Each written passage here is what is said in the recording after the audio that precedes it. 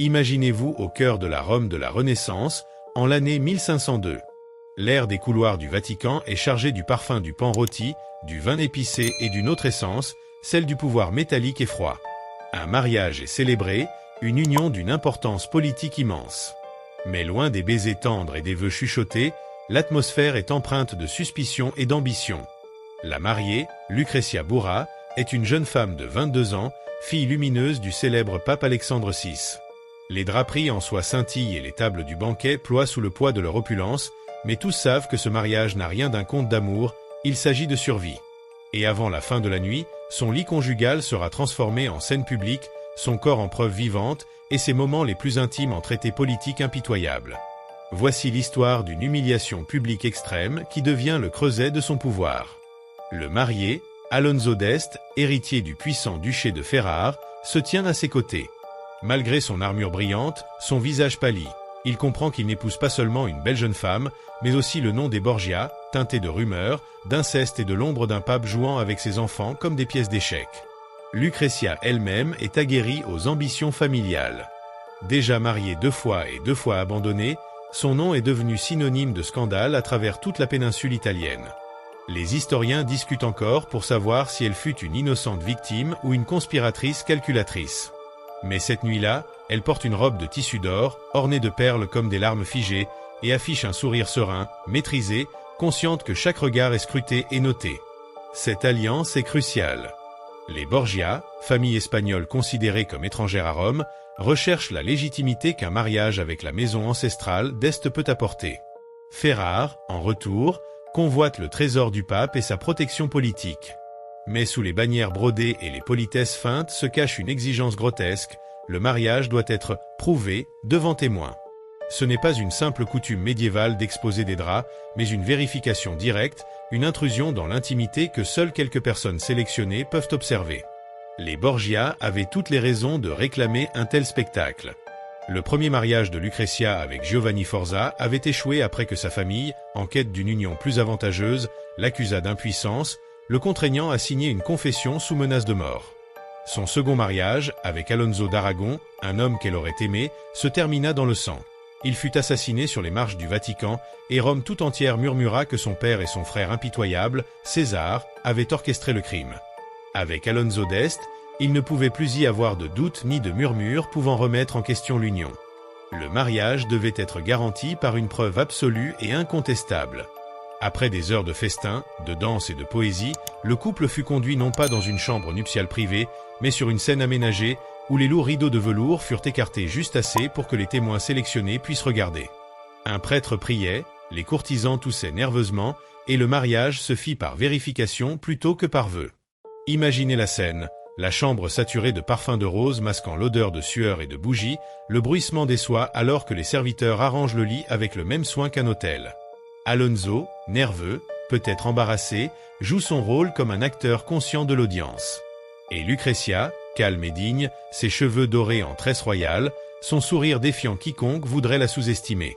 Ce qui se passa cette nuit-là ne fut jamais considéré comme un moment d'intimité, mais comme une cérémonie clinique et froide, répétée 3 fois sous les yeux des témoins, garantissant la validité de l'alliance. Pourquoi 3 fois? Les historiens s'interrogent depuis des siècles. Certains y voient une manœuvre légale pour effacer tout doute sur l'impuissance supposée de son premier mari. D'autres y voient un rituel de fertilité inspiré d'anciennes superstitions. D'autres encore considèrent cela comme une démonstration de pouvoir arrogante des Est, destinée à marquer leur domination sur les Borgia. Quelle qu'en soit la raison, le protocole s'inscrivit dans l'histoire. Comment Lucrezia survécut-elle à cette humiliation? Par sa résilience. Elle ne se retira pas dans le silence ou la honte. Elle émergea radieuse, souriante, plus maîtrisée que jamais. Quelques jours plus tard, elle écrivait à ses beaux-parents avec charme, tissait des alliances au sein de la cour d'Est et transformait les regards de commérage sur son lit en admiration pour son intelligence, sa grâce et sa générosité. Ce qui aurait pu briser une autre femme devint le creuset de son pouvoir. L'humiliation peut devenir un levier et la faiblesse se transformer en arme. Alors que Lucrezia se rendait dans sa nouvelle demeure à Ferrare, l'histoire de sa nuit de noces commençait déjà son lent et scandaleux voyage à travers l'Italie. Dans le Rome du pape Alexandre VI, rien n'était privé. Chaque geste était scruté, chaque moment intime pouvait devenir matière à négociation. Mais Ferrare représentait un autre monde, moins audacieux et plus raffiné, où l'humanisme de la Renaissance prospérait. Les érudits débattaient d'Aristote, les peintres donnaient vie à des fresques encore admirées par les historiens de l'art. Pourtant, sous cette surface cultivée, la politique bouillonnait avec la même virulence. Lucrezia savait qu'elle pénétrait dans la gueule du lion. Elle n'était pas seulement l'épouse d'Alonso d'Este, elle incarnait la réputation de la famille Borghese. Les rumeurs parlaient de fioles de poison cachées dans ses bagues, des assassinats mystérieux orchestrés par son frère César, de l'histoire étrange de son premier mariage annulé et de son second mari assassiné. Elle portait tout cela comme un bagage invisible dans sa nouvelle maison. Mais ce qui fascine, c'est la manière dont elle affronta ce regard constant. Au lieu de se recroqueviller, elle s'en servit. Elle devint une véritable performance vivante. Lorsque les courtisans se rassemblaient, elle les éblouissait par sa grâce, ses remarques spirituelles trahissant une érudition profonde. Elle maîtrisait l'art de la générosité, offrant soie et bijoux non par charité, mais comme des instruments stratégiques, des symboles qui liaient les destinataires à son réseau de loyauté. Et lorsque le sujet de sa nuit de noces scandaleuse surgissait, ce qui arrivait inévitablement, elle ne fléchissait jamais. Elle affrontait chaque sourire narquois avec une posture déconcertante, comme pour défier son auditoire. « Oui, vous avez été témoin de mon corps. Maintenant, observez ce que je deviens. » Son mécénat artistique faisait partie intégrante de sa stratégie. Les chroniqueurs de Ferrare, obsédés par les détails domestiques, décrivaient ses somptueux banquets, sculptures de sucre en forme de créatures mythologiques, fruits confits venus d'Orient et même des plats exotiques comme le pan doré. Ces festins n'étaient pas de simples divertissements. C'étaient des mises en scène, renforçant son image de femme raffinée capable de transformer le scandale en splendeur. Elle correspondait avec le poète italien Pietro Bembo, et leurs lettres, pleines de jeux de mots délicats et de phrases empreintes de désir, brouillaient la frontière entre alliance politique et affection personnelle. Qu'il s'agisse d'une véritable romance ou d'une performance littéraire, l'image perdura, Lucrezia en tant que muse, mécène et stratège. Son influence s'étendait bien au-delà de la politique, jusqu'au cœur même de la culture de la Renaissance. Pourtant, derrière cette apparence, l'ombre persistait. Ses lettres révèlent une solitude intime, un désir de confiance dans un monde où chacun était spectateur. Ressentait-elle de la rancune envers la famille Este pour l'avoir humiliée? Rêvait-elle d'une vie qui ne serait pas mesurée par les graphiques de fertilité et les murmures politiques? Les chroniques ne donnent pas de réponse. Ce qui demeure, c'est ce paradoxe. Le lit conjugal qui lui avait retiré sa dignité devint le socle de son autorité. Duchesse façonnée par le spectacle, elle comprit que, dans un monde où tout le monde observe, le contrôle ne réside pas dans la discrétion, mais dans la mise en scène. Les années passèrent, et ce qui avait commencé comme une performance grotesque dans la chambre nuptiale évolua en quelque chose d'inattendu. Lucrezia d'Este, jadis accusée de crimes scandaleux, devint une puissance à part entière. Lorsque son mari partait en guerre, c'est elle qui gouvernait Ferrare, promulguant des décrets en son nom, calmant les troubles et assurant la survie du duché. En 1509, face à une invasion française, Lucrezia joua le rôle d'intermédiaire principal, utilisant ses relations papales pour atténuer des coups qui auraient pu détruire sa nouvelle demeure. Elle ne maniait pas l'épée, mais sa plume s'avérait tout aussi tranchante. Même en politique, son corps demeurait la monnaie ultime. En donnant naissance à plusieurs enfants, sa position se renforçait. La duchesse, jadis contrainte à 3 consommations, commandait désormais le respect, ayant satisfait la demande suprême de son époque, fournir des héritiers. Ses sujets la surnommèrent la bonne duchesse. Ironique, n'est-ce pas? La même femme accusée des crimes les plus sombres de la Renaissance était alors célébrée localement comme une dirigeante généreuse et efficace, une mère pour son peuple.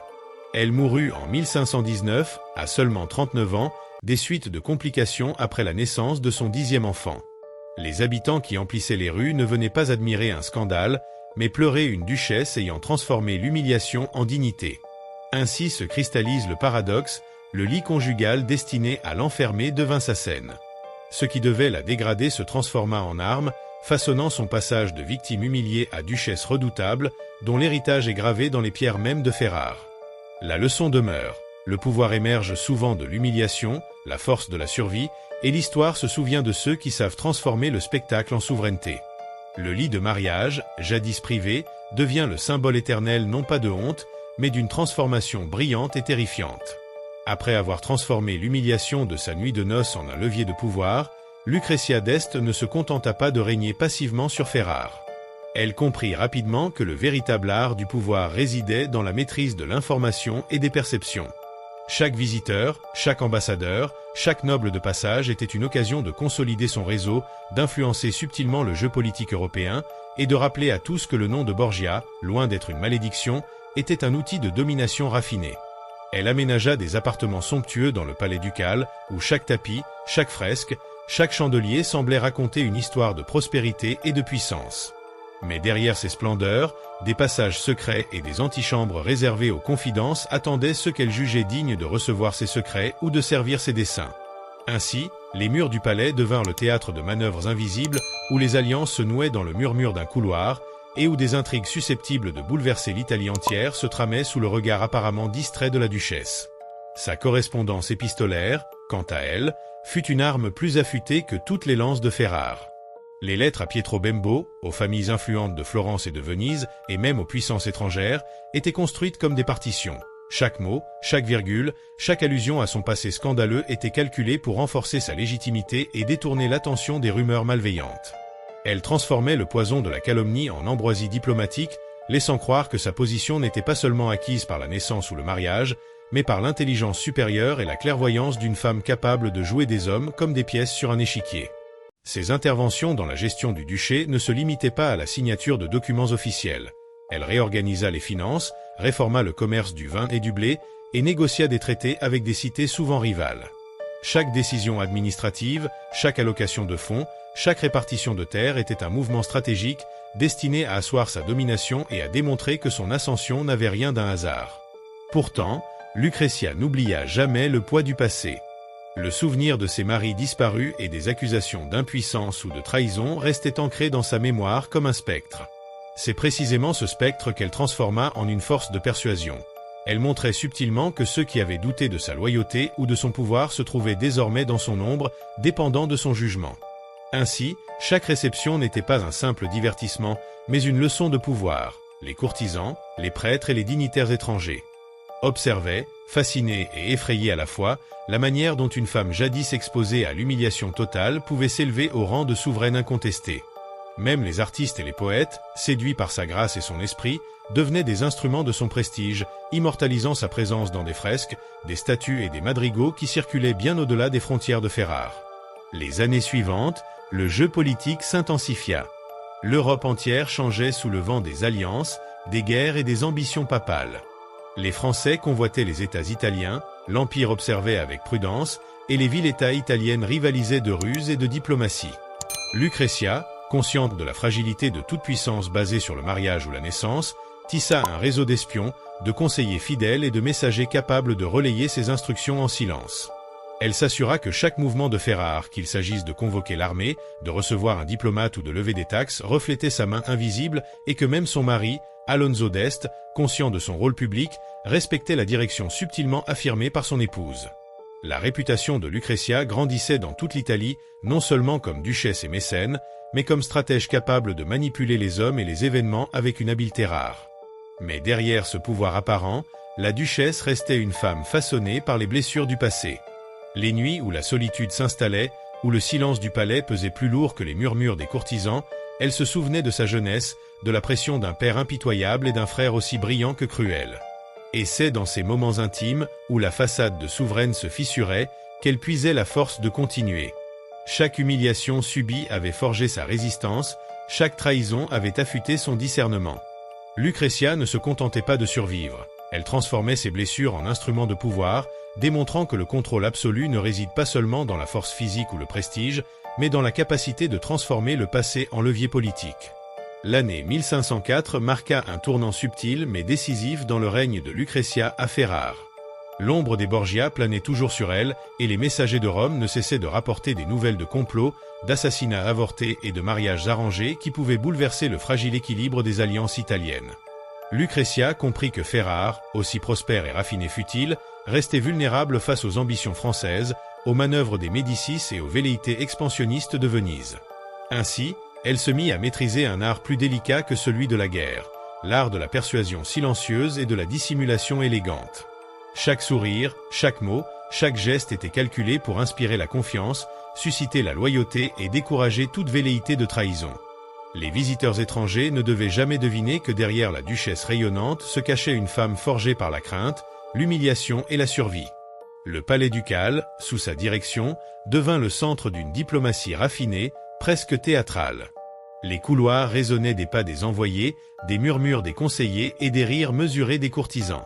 Les salons, éclairés par des torchers et des lampes à huile, étaient décorés de tentures brodées d'or et de fresques représentant des scènes mythologiques et bibliques, où la gloire des héros semblait préfigurer celle de la duchesse. Mais derrière ces splendeurs, chaque détail servait un objectif politique. Les statues et les tableaux n'étaient pas seulement des ornements, mais des signes visibles de puissance et de culture, destinés à impressionner ceux qui venaient juger Ferrare et sa gouvernance. Les alliances se nouaient dans ces salons, mais la véritable politique se jouait dans les pièces secondaires, où seuls les initiés pouvaient comprendre le véritable sens des messages échangés. Lucrezia savait que son rôle de mère renforcerait également son autorité. La naissance de ses enfants n'était pas seulement un événement privé, mais un acte politique de première importance. Chaque héritier représentait un lien avec le futur, un moyen de consolider la maison d'Este et de garantir que le nom des Borgia continuerait à influencer la péninsule. Elle suivait avec attention les alliances de mariage envisagées pour ses enfants, calculant avec la précision d'un stratège militaire les bénéfices et les risques de chaque union. Les rumeurs, qui autrefois auraient pu l'anéantir, étaient désormais des instruments qu'elle savait exploiter. Elle cultivait un équilibre délicat entre mystère et visibilité. Les courtisans et les visiteurs devaient toujours sentir sa puissance, mais jamais la connaître entièrement. Cette maîtrise du regard des autres devint sa signature, et Ferrare apprit à obéir avant même que les ordres ne fussent prononcés. Mais le pouvoir ne suffisait pas à éteindre la nostalgie du passé.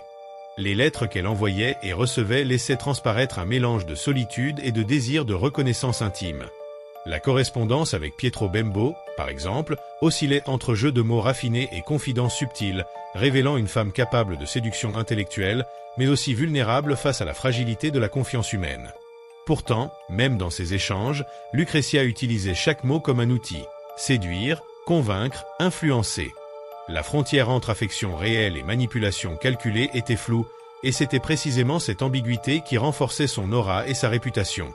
Peu importait si certains murmuraient sur ses prétendus scandales ou ses amours, la duchesse savait transformer ses histoires en un symbole de puissance féminine et d'indépendance stratégique.